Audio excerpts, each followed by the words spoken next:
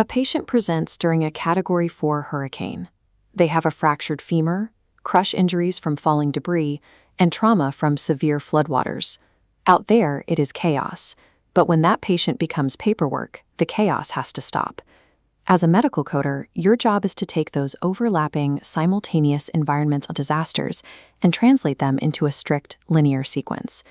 To do that, we rely on ICD-10-CM guideline B.19.b. This is the definitive rulebook that dictates exactly how to sequence external causes in the aftermath of a major storm. Sequence these causes incorrectly, and you create immediate data inaccuracies that trigger automatic claim denials.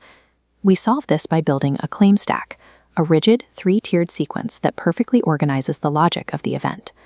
Filling these slots requires us to separate the proximal mechanic, the immediate object that struck the patient, from the ultimate catalyst that set the disaster in motion. In today's scenario, that ultimate catalyst is a hurricane. We are going to reconstruct the exact sequencing logic required for these encounters, starting from the bottom up. Establishing this precise causal hierarchy is the only way to convert environmental devastation into compliant, reimbursable data. Before we analyze the storm outside, we have to look closely at the clinical reality inside this room. The bedrock, non-negotiable rule of this sequence is simple. The injury code must always go first. The physical injury, whether it's a fracture or a laceration, is the primary clinical reason the patient requires immediate medical intervention. Once the physical trauma is anchored, we evaluate the external causes to fill slot 2.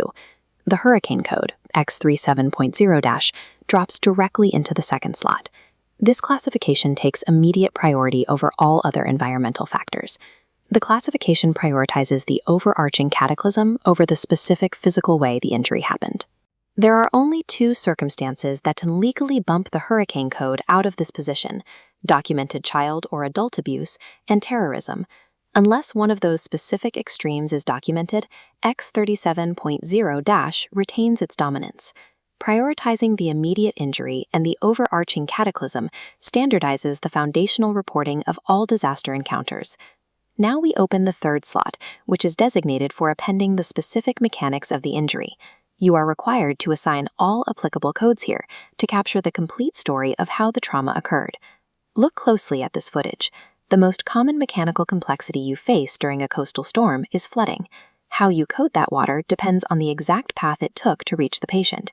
If the injury is caused by flooding straight from the storm, like the immediate storm surge, you append category X38- for flood.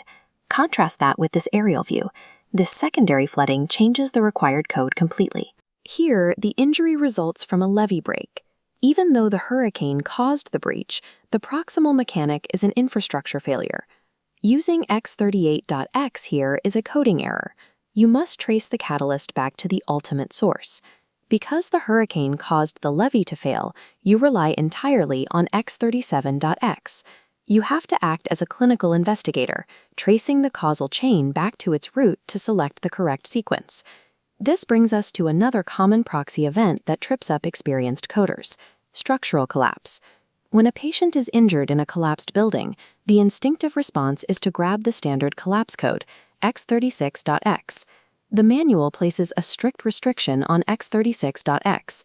It is exclusively reserved for collapses caused by Earth surface movement, like an earthquake. For a storm-induced collapse, the hurricane code X37.x already captures the necessary catalyst. Standard external cause codes fail during cataclysms if you ignore the causal hierarchy. There is one final technical requirement for this sequence. All applicable external cause codes must be carried out to the appropriate seventh character to document the encounter type. Missing this single character renders an otherwise perfectly sequenced claim invalid. Absolute precision in both logical hierarchy and character length protects your facility from automated claim rejections during massive post-disaster surges. Let's review the final sequence: injury in slot 1, hurricane in slot 2, and specific mechanisms in slot 3. To memorize this, use the AMCI MJ-GEM framework. Injury first, hurricane leads, details follow. The injury dictates the clinical encounter, the hurricane dictates the environmental catalyst, and proxy mechanisms fill operational details.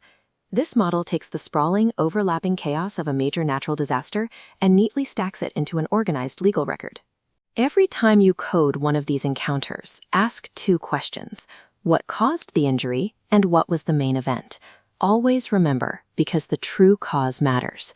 By strictly adhering to this hierarchy, you process the chaos with clinical precision, delivering fully compliant and accurate data.